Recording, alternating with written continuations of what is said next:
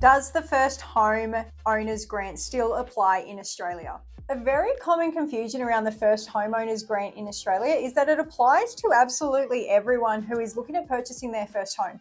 That's not actually the case. Some people who live in certain states can't even access this because not all states actually provide it.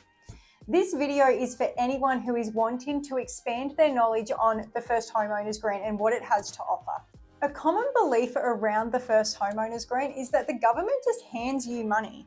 That's not actually the case. In reality, it is actually much more limited than that. This is due to the lack of knowledge commonly caused by the media. The first home buyer grant is a government incentive which is actually provided to first home buyers who are looking at purchasing their first home. However, that particular home has to be a newly built home, a home that is currently being built, home which is purchased off the plan, or even in some states, a substantially renovated property. The first home owners grant is a targeted subsidy which is really used to really try and ramp up new housing construction. It does not apply to existing homes. This is a one-time payment, and that payment is going to differ state by state. Only for new houses, so houses that have just been built, houses that are being built, or properties that are off the plan. And again, in some states, substantially renovated properties. You must live in the property as your main residence for at least 6 to 12 months of that first year of purchase. This is administered by state or territory governments, meaning that every state is completely different.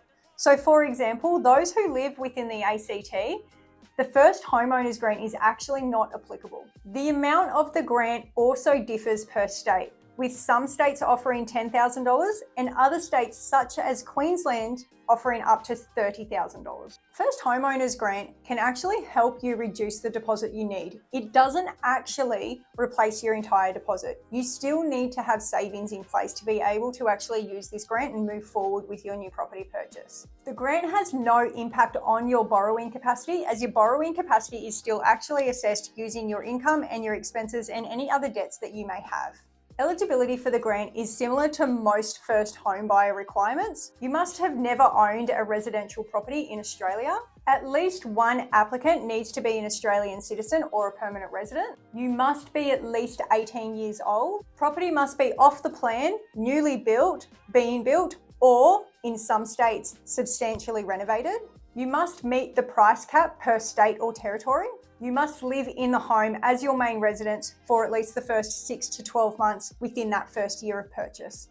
A lot of common mistakes that I usually see when people are looking at the first homeowner grant, again, is those who are thinking that this grant actually applies to all properties.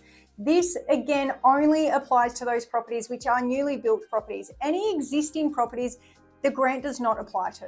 It's also common for people to mix the whole first homeowners grant with stamp duty concessions.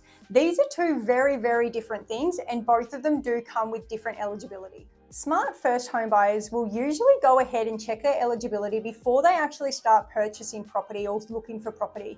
Reason for this is because they want to know that this grant and certain things like the stamp duty concessions actually applies to them. They will apply for their approval to give them certainty of their options beforehand. They will use it strategically to make buying easier, cheaper, and faster. Even though the rules can be tricky, the first home buyers grant still exists in most states. There are still also other options and incentives such as stamp duty concessions and low deposit home loans. The grant is there to help you. It's there to help you boost your savings, which will go towards your deposit and your closing costs, such as your legal fees. The first homeowners grant is designed to be used. So the government is really pushing people to want to actually enter the market into brand new properties or newly built properties. It's not free money. It's there to help you cover things like your deposit costs and your settlement costs. It's there to be used. And this will make purchasing your first home that little bit more affordable. If you would like to know your eligibility for the first homeowners grant, just jump on and book an appointment. Bye.